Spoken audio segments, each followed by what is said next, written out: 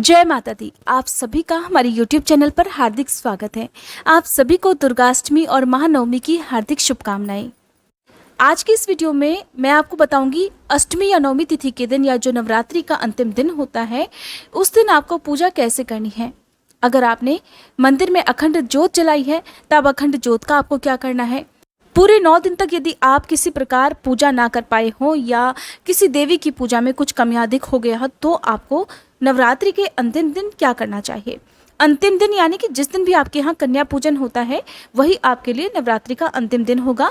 लेकिन जो व्रत का विसर्जन है या जो कहते हैं ना कलश विसर्जन या चौकी विसर्जन, वो आपको दशमी तिथि के दिन ही करना चाहिए।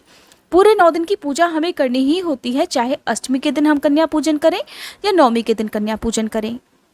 वैसे इस बार क्योंकि नवमी तिथि जो है वो दोपहर में समाप्त हो रही है तो आप दोपहर के बाद भी शाम को सूर्यास्त से पहले पहले कलश विसर्जन या दुर्गा विसर्जन भी कर सकते हैं।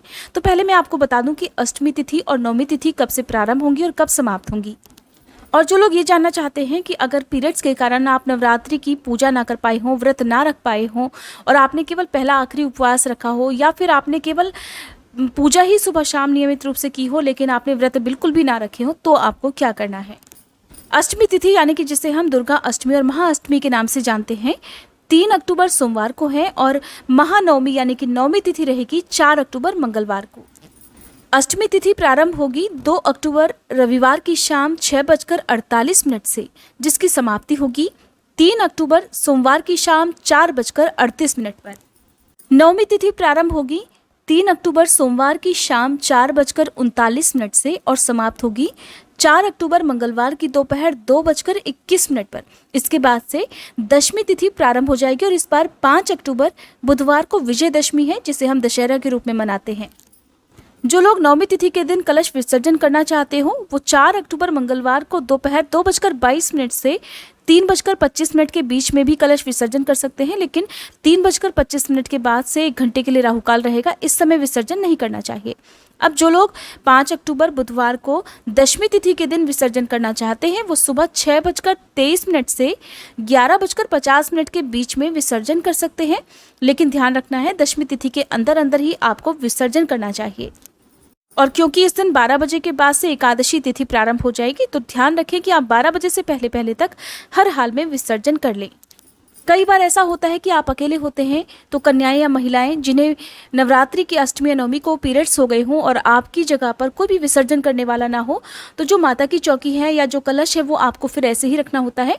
और शरद पूर्णिमा को यानी कि 9 अक्टूबर रविवार के दिन फिर आप कलश का विसर्जन सुबह 6:25 से शाम 4:25 के बीच में भी कर सकते हैं, लेकिन पूरी कोशिश करनी चाहिए कि अपनी जगह पर आप परिवार के ही किसी सदस्य से, छोटी कन्या से या आसपास की किसी कन्या से भी आप कलश का विसर्जन करवा सकते हैं।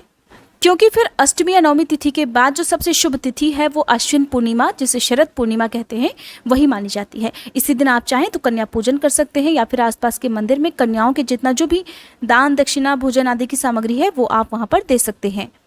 अब पहले तो जानते हैं कि आपको अष्टमी या नवमी तिथि के दिन पूजा कैसे करनी चाहिए। अष्टमी तिथि का दिन माँ महागौरी का दिन और नवमी तिथि का दिन माँ सिद्धिदात्री का दिन होता है। माँ सिद्धिदात्री हर प्रकार की सिद्धि प्रदान करने वाली होती हैं, तो माँ सिद्धिदात्री के बिना नवरात्रि की पूजा अधूरी रहती है, व्रत उपवास अधूरे रहते हैं। तो अष्टमी तिथि की बात अगर हम करें तो अष्टमी तिथि के दिन आप विधि विधान से पूजा करें, माँ महागौरी का ध्यान करें और आज के दिन आप सभी अब तक की पूजी गई जितनी भी देवियां हैं, माँ शैलपुत्री से लेकर माँ महागौरी तक, सबका नाम लें, उन सभी से क्षमा याचना करें। और फिर माता रानी को अगर आपके यहाँ आज भोज कराया जाता है तो माता रानी को भोग में आप हलवा, खीर, पूड़ी या जो भी फल मिठाई का भोग लगाया जाता है वो आप माँ को अर्पित करें। माता को फूलों की माला अर्पित करें, पुष्पहार अर्पित करने के साथ ही माँ का श्रृंगार करें। जो सुहागिन महिलाएं हैं जिन्होंने माता को सुहाग की सामग्री अर्पित की है, वो जो सुहाग की भी सामग्री आपने अर्पित की हुई है उसे तो मंदिर में दान करना ही चाहिए, लेकिन उसमें से कुछ चीज़ें आपको खुद के प्रयोग के लिए रख लेनी चाहिए, जिसे आप माता रानी का प्रसाद समझकर खुद प्रयोग करें, खुद इस्तेमाल करें। जैसे कि आप चूड़ी, बिंदी या फिर मेहंदी वगैरह खुद के लिए रख सकते हैं। फिर बाकी सामग्री का दान आपको मंदिर में कर देना चाहिए। अब जिन लोगों ने केवल अष्टमी तिथि तक ही अखंड ज्योत जलाने का संकल्प लिया था, तो उन्हें अब क्या करना है, अष्टमी तिथि के दिन जो ये अखंड ज्योत है वो सुबह से लेकर शाम की पूजा तक जरूर जलनी चाहिए। शाम के समय जब आप अष्टमी को पूजा करते हैं तो उसमें फिर आप जो शाम की पूजा आरती आप कर लेते हैं, तब उसमें फिर से घी या दीप जो भी ऑयल वगैरह है वो नहीं डालना चाहिए। फिर अपने आप ही अखंड ज्योत शांत हो जाती है। फिर अगले दिन या फिर दशमी तिथि के दिन जब आप व्रत का पालन करते हैं या फिर आप जो विसर्जन करते हैं, तब जो भी बाती बची हुई है उसका भी विसर्जन कर दिया जाता है। क्योंकि जब हम तेल या घी डालना बंद कर देते हैं तो जाहिर सी बात है कि दीपक में कुछ भी तेल या घी नहीं बचता है, केवल बाती रह जाती है। अगर आपने मिट्टी का दीपक इस्तेमाल किया है तो उसका विसर्जन जरूर करना चाहिए। अगर आपने कोई भी जो भी पीतल वगैरह का दीपक या स्टील का जो भी आपने धातु का दीपक प्रयोग किया है उसे आप वापस से अपनी पूजा में प्रयोग कर सकते हैं। तो शाम की पूजा के बाद आप उसमें घी ऑयल डालना बंद कर दीजिए। इस तरह से अखंड ज्योत शांत हो जाएगी। शाम को भी आपको विधिवत पूजा अर्चना करनी है। अष्टमी तिथि को आप माँ महागौरी का ध्यान अवश्य करें।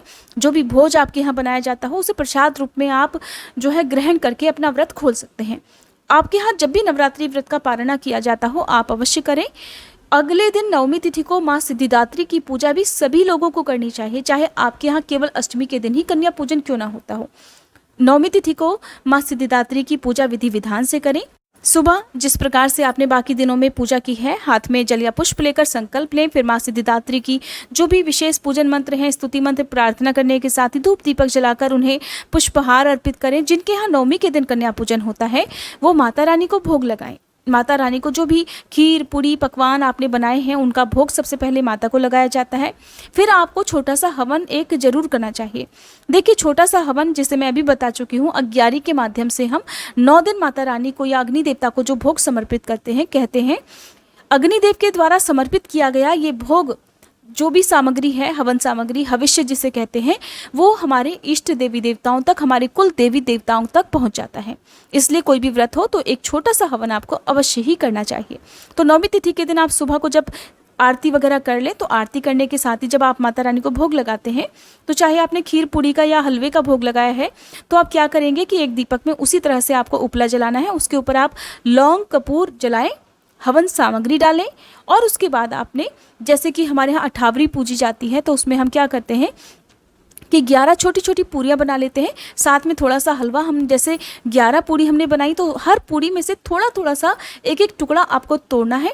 फिर आपको 11 बार थोड़ा थोड़ा सा हलवा उस जलती हुई अग्नि में समर्पित कर देना है। तो इस तरह से हम अपनी कुल देवी देवताओं को या अपने जो भी आराध्य देवी देवता हैं, सभी 9 देवियों को उनका जो भी हिस्सा है वो प्रदान करते हैं। ये भोग हमें अवश्य ही लगाना चाहिए।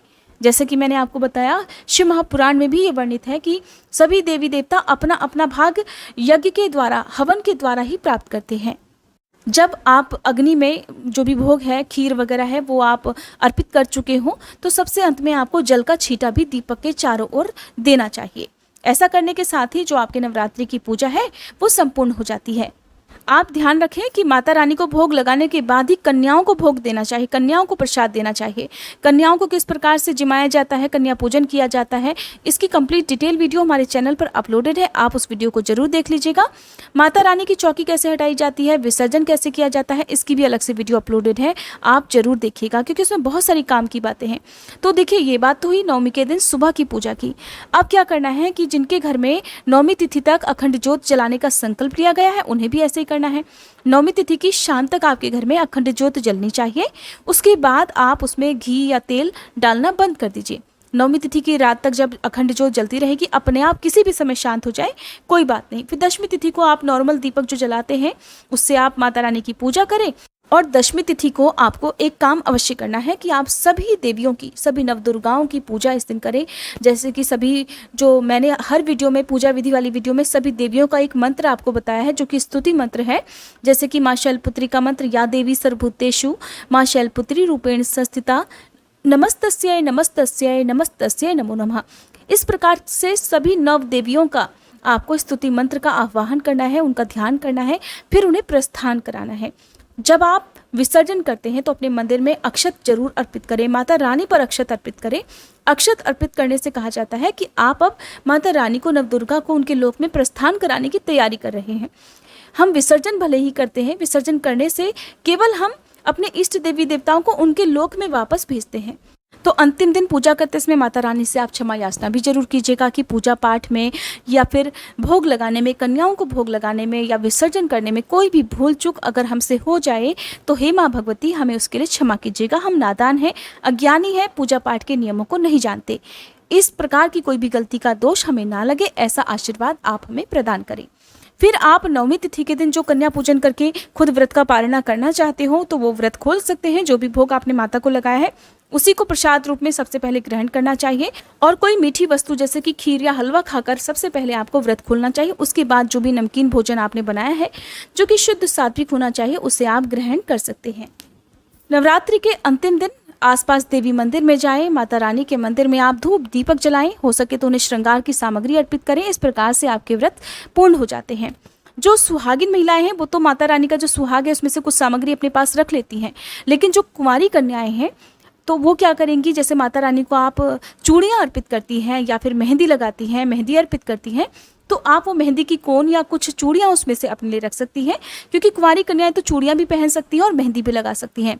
बाकी जो सुहाग की सामग्री होती है जैसे कि मंगलसूत्र है या सिंदूर है या और कोई सामग्री है उसे आप अपने पास ना रखें, बाकी का आपको दान कर देना चाहिए। और जो कुंवारी कन्या है वो स्पेशली जिनका विवाह होने में कोई परेशानी आ रही हो तो आप माँ भगवती से प्रार्थना जरूर करें कि आपका जो भी जीवन साथी है वो सभी गुणों से संपन्न हो और आपके आने वाले वैवाहिक जीवन में किसी प्रकार की कोई भी कष्ट, कोई दुविधा या कोई बाधा आपको ना आए और आपका जीवन सदा सुखमय हो। साथ ही हमें प्रार्थना करनी चाहिए कि हमारे देश में, दुनिया में जितनी भी छोटी छोटी कन्याएं हैं उन सभी की माँ भगवती रक्षा करें। किसी प्रकार का कोई दुख, कोई कष्ट किसी भी कन्या को या किसी भी बालक को ना हो।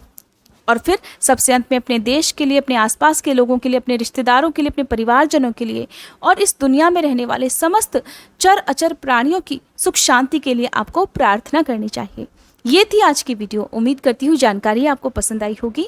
अगर आप देवी भागवत पुराण सुनना चाहते हैं तो नवरात्रि के दिनों में ही हमने आपको देवी भागवत पुराण सुनाना भी प्रारंभ कर दिया है और नवरात्रि के बाद से रुकी हुई जो भागवत कथा है वो भी अब मैं सुनाना प्रारंभ करूंगी। अगर आपको हमारे चैनल पर कथाएं सुनना पसंद है तो हमारे चैनल को आप अभी सब्सक्राइब करके बेल आइकन प्रेस करके इन कथाओं को हर दिन नियम से सुन सकते हैं।